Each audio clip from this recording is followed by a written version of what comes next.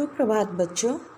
जैसे कि हमने कल पाठ शुरू किया था, अब कहाँ दूसरे के दुख से दुखी होने वाले, तो उसमें हमने 2-3 लोगों के बारे में पढ़ा था। पहले तो है सुलेमान, जो कि पशु पक्षियों की आवाज़ों को पहचानते थे या उनके मन की बात को समझ लेते थे।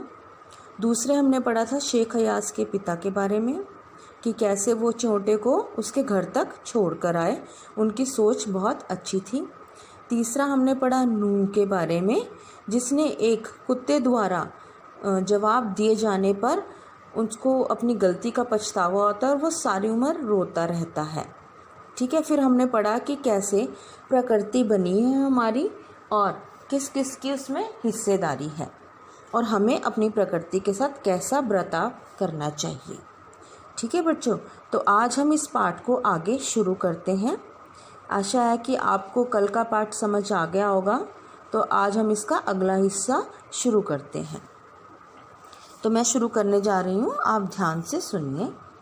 नेचर के गुस्से का एक नमूना कुछ साल पहले बम्बई में देखने को मिला था और यह नमूना इतना डरावना था कि बम्बई निवासी डरकर अपने अपने पूजा स्थल में अपने खुदाओं से प्रार्थना करने लगे। कई सालों से बड़े बड़े बिल्डर समंदर को पीछे धकेल कर उसकी ज़मीन को हथिया रहे थे। यानी कि जैसे ये बॉम्बे जैसे शहर है बच्चे, यहाँ पर ज़मीन की बड़ी वैल्यू है। यहाँ पर अगर आपको कहीं लगता है कि हाँ ये ज़मीन यहाँ से हम हथिया लें या वहाँ से हथिया लें, तो वहाँ पर ये बहुत चलता है। तो जो बिल्डर हैं उन्होंने सोचा कि क्यों ना अब समंदर की ज़मीन को हथियाया जाए, यानी कि उसे अपने कब्ज़े में लिया जाए, यानी कि समुंदर को पीछे धकेल दिया जाए। ठीक है, तो उन्होंने क्या किया कि समुंदर को पीछे धकेलना शुरू किया। बेचारा समंदर, अब ध्यान से सुनते रहिए कि यहाँ पर आपका क्वेश्चन भी बनता है, एक बड़ा अच्छा क्वेश्चन बनता है। तो ये जो मैं पंक्तियाँ अभी बोलूँगी ये बहुत इम्पॉर्टेंट है, आपको ये अपने आंसर में लिखनी पड़ेंगी। तो बेचारा समंदर लगातार सिमटता जा रहा था। पहले उसने अपनी फैली हुई टांगें समेटी, थोड़ा सिमट कर बैठ गया, फिर जगह कम पड़ी तो उकड़ू बैठ गया, फिर खड़ा हो गया।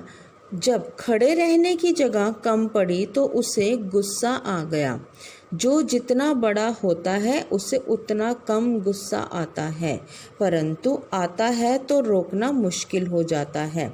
और यही हुआ। उसने एक रात अपनी लहरों पर दौड़ते हुए 3 जहाज़ों को उठाकर बच्चों की गेंद की तरह 3 दिशाओं में फेंक दिया। एक वर्ली के समंदर के किनारे पर आकर गिरा, दूसरा बांद्रा में कार्टर रोड के सामने औंधे मुंह गिरा, ठीक है, और तीसरा गेटवे ऑफ इंडिया पर टूट फूट कर सैलानियों का नज़ारा बना। बावजूद कोशिश वे फिर से चलने फिरने के काबिल नहीं हो सके। यानी कि जब बिल्डर्स ने, यानी कि जो ये बड़ी बड़ी बिल्डिंग्स बनाते हैं, इन्होंने सोचा कि अभी शहर में जगह नहीं मिल रही तो हम क्यों ना समंदर की जगह को हथिया लें। तो उन्होंने धीरे धीरे समंदर को पीछे धकेला और उसकी ज़मीन को हथियाना चाहा। तो अब लेखक ने जैसे इसमें बताया कि जो जितना बड़ा होता है उसे गुस्सा उतना ही कम आता है, लेकिन जब आता है तो उसको रोकना मुश्किल होता है। पहले समंदर ने, अब यहाँ देखो कि समंदर ने भी बहुत ज़्यादा एडजस्टमेंट की कि पहले तो वह लगातार सिमटता रहा, फिर उसने थोड़ी सी अपनी टांगें समेटी, फिर समेट कर वो उकड़ू बैठ गया और फिर वो खड़ा हो गया। यानी कि वो धीरे धीरे थोड़ी थोड़ी ज़मीन जो है वो बिल्डर्स को देता रहा। यानी कि बिल्डर्स को उसने इतना हक दे दिया कि तुम थोड़ी थोड़ी ज़मीन पे अपना कब्ज़ा शुरू करो। लेकिन जब उसने देखा कि ये तो पूरा का पूरा कब्ज़ा करने वाले हैं तो उसे गुस्सा आ गया। और एक रात क्या हुआ, तो उसने 3 समुद्री जहाज़ों को 3 अलग अलग दिशाओं में फेंक दिया। ठीक है, तो ये जो पहरा है आपका बुक में, ये बहुत इम्पॉर्टेंट है बेटा। इसकी एक एक लाइन बहुत इम्पॉर्टेंट है और ये एक एक लाइन पूरी आपको आंसर में लिखनी होती है। ठीक है, अभी आगे क्वेश्चन बनेगा, इसका ध्यान में रखना। फिर लेखक कहता है, अब यहाँ पर ये एक समुंदर का छोटा सा यहाँ पे इन्होंने उदाहरण दिया है। अब देखिए ये अगला उदाहरण शुरू हो जाता है। आप चाहें तो अपनी बुक में मार्क भी कर सकते हैं कि ये एक स्टोरी ख़त्म, ये दूसरी स्टोरी, ये तीसरी स्टोरी, ये चौथी स्टोरी, तो आपको ऐसे पता रहेगा। ठीक है, तो आगे लेखक देखिए क्या बताता है कि मेरी माँ कहती थी, सूरज ढले आंगन के पेड़ों से पत्ते मत तोड़ो, पेड़ रोएंगे। दिया बाती के वक्त फूलों को मत तोड़ो, वह बद्दुआ देंगे।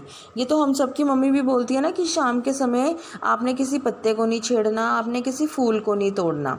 ठीक है, वो अच्छा नहीं माना जाता। तो ऐसी लेखक की माँ ने भी कहा कि तुम शाम के समय फूलों को मत तोड़ो, वो बद्दुआ देंगी। दरिया पर जाओ तो उसे सलाम किया करो, यानी कि तुम अगर समुंदर या बड़ी नहर नदी के पास जाते हो तो उसको झुककर सलाम करो, उसको नमस्ते करो, वह खुश होता है। कबूतरों को मत सताया करो, वे हज़रत मोहम्मद को अजीज़ हैं, उन्होंने अपनी मज़ार के नीले गुंबद पर घोंसला बनाने की इजाज़त दे रखी है। लेखक की माँ बता रही है अभी लेखक को कि तुमने क्या करना है और क्या नहीं करना। मुर्गे को परेशान मत करो, वह मुल्ला जी से पहले मोहल्ले में अजान देकर सबको सवेरे जगाता है।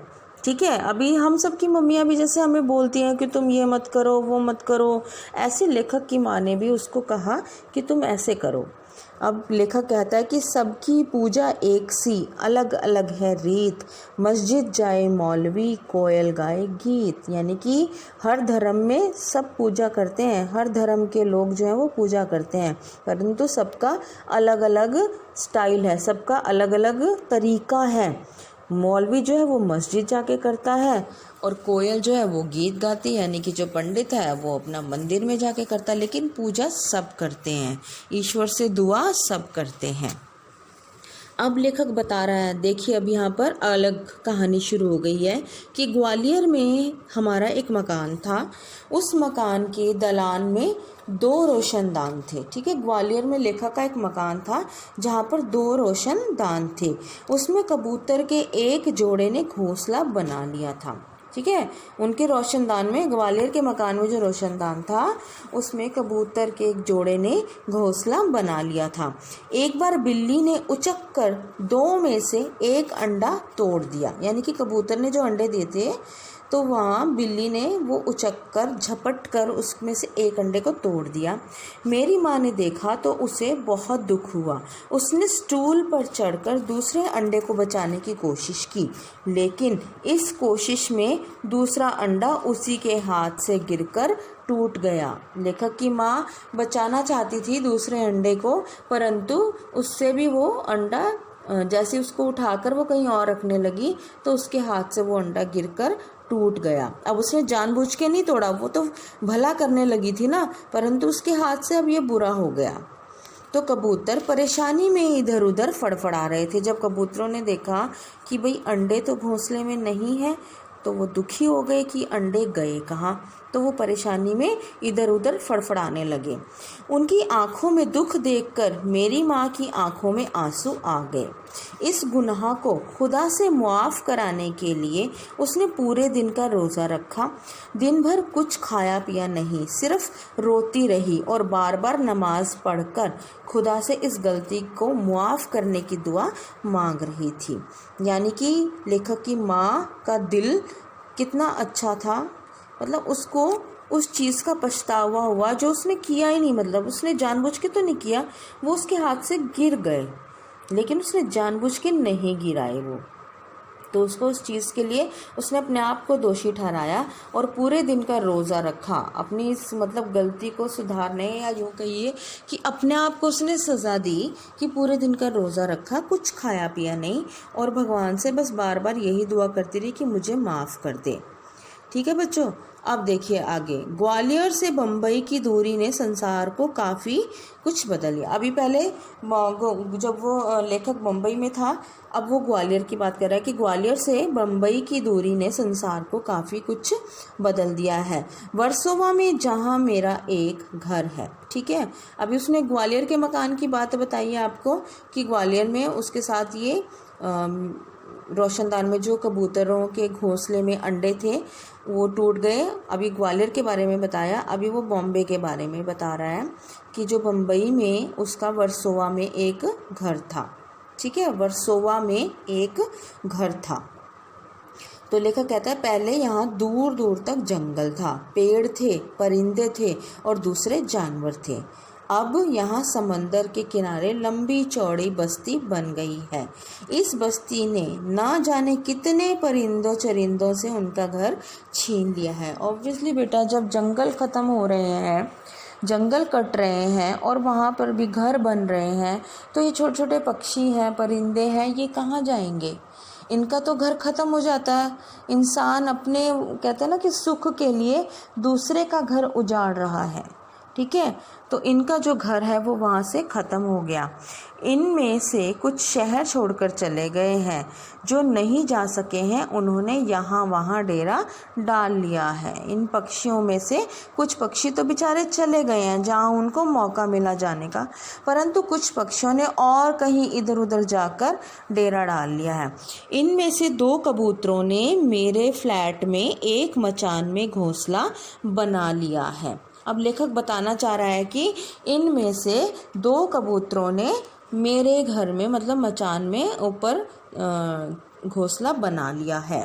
अभी छोटे बच्चे हैं, उनके खाने खिलाने पिलाने की जिम्मेदारी अभी बड़े कबूतरों की है। ठीक है, तो जो कबूतरों के छोटे बच्चे हैं वो अभी घोंसले में ही हैं, पर जो उनके माँ बाप यानी कि जो बड़े कबूतर हैं वो उनके लिए दाना दूना चुगने के लिए जाते हैं, इकट्ठा करके लाते हैं और फिर वो अपने बच्चों को, छोटे कबूतरों को खिलाते हैं। वे दिन में कई कई बार आते जाते हैं और क्यों ना आए जाएं, आखिर उनका भी घर है। लेकिन उनके आने जाने से हमें बहुत परेशानी होती है। वे कभी किसी चीज़ को गिराकर तोड़ देते हैं, कभी मेरी लाइब्रेरी में घुसकर कबीर या मिर्ज़ा गालिब को सताने लगते हैं। इस रोज़ रोज़ की परेशानी से तंग आकर मेरी पत्नी ने उस जगह जहां उनका आशियाना था एक जाली लगा दी, यानी कि एक नेट लगा दिया। उसने उनका रास्ता बंद कर दिया, उनके बच्चों को दूसरी जगह पर कर दिया। उनके आने की खिड़की को भी बंद किया जाने लगा। खिड़की के बाहर अब दोनों कबूतर रात भर खामोश और उदास बैठे रहते हैं, मगर अब ना सोलोमैन है और जो उनकी ज़ुबान को समझ सके, उनका दुख बांटे, और ना मेरी माँ है जो उनके दुखों को सारी रात नमाज में काटे। तो लेखक कहना चाहता है कि दुनिया इतनी बदल गई है कि कहाँ तो मेरी माँ ने जब उनके हाथ से एक अंडा छूटकर गिर गया, टूट गया छूटकर, तो उन्होंने इस चीज़ का पछतावा हुआ उन्हें और बड़ा उन्होंने ईश्वर की पूजा की, सारा दिन का रोज़ा रखा, कुछ खाया पिया नहीं। और अब मेरी पत्नी है जो कि इन कबूतरों के आने जाने से तंग होकर उनका रास्ता ही बंद कर देती है। अब वो कबूतर बेचारे घर के बाहर बैठे खामोश देखते रहते हैं। अब लेखक कहना चाहता है कि अब तो वो सुलेमान यानी कि सोलोमैन भी नहीं है जो इनके मन की बात को पढ़ेगा या इनके दर्द को समझेगा और इनकी इसके लिए वो कुछ इनकी मदद कर सकेगा, और ना ही मेरी माँ है जो इनके लिए कुछ कर सकती। तो बेटा, अब दुनिया काफ़ी बदल गई है। अब यहाँ वो लोग नहीं हैं जो दूसरों के दुख से दुखी हों।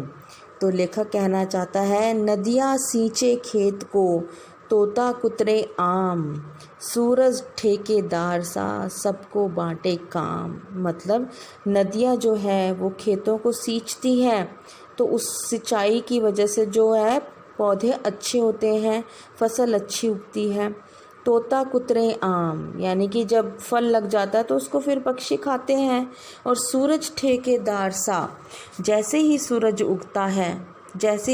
उगता है और धीरे धीरे दिन की शुरुआत होती है तो सबको बांटे काम, यानी कि सबको अपने काम याद आ जाते हैं। सूरज के उगते ही, रोशनी के होते ही सब अपने अपने कामों में लग जाते हैं।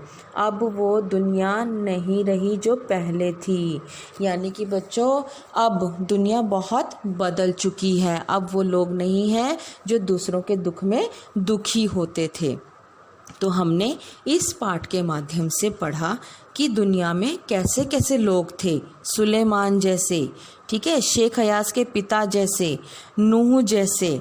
फिर लेखक ने बताया कि उसकी माँ, अपनी माँ के बारे में बताया कि मेरी माँ कैसी थी, कि उनको इतना पछतावा हुआ। और फिर अंत में वो अपनी पत्नी के बारे में भी बताते हैं कि कितना फ़र्क है मेरी माँ के समय में और मेरी पत्नी के समय में, कि दोनों में कितना फ़र्क है। लेखक ने इसमें ये भी बताया कि अगर हम प्रकृति से छेड़छाड़ करते हैं तो हमारे साथ क्या हो सकता है। समुद्र का एग्जाम्पल, समुद्र का उदाहरण देकर उन्होंने बताया कि किस प्रकार समुद्र की जगह के साथ छेड़छाड़ की गई, तो उसने कैसे 3 जहाज़ों को अलग अलग दिशाओं में उठाकर फेंक दिया। तो हमें हमेशा कोशिश करनी चाहिए कि जिससे जितना भी बन सके, जितनी भी हेल्प हो सके हमें करनी चाहिए। हमें अच्छे इंसान बनना चाहिए। ठीक है बच्चों, तो आशा है आपको यह पाठ समझ आया होगा। अब हम इस पाठ को यहीं समाप्त करते हैं और फिर आप इसे एक बार दोबारा से अपनी पुस्तक से ज़रूर पढ़िए। धन्यवाद।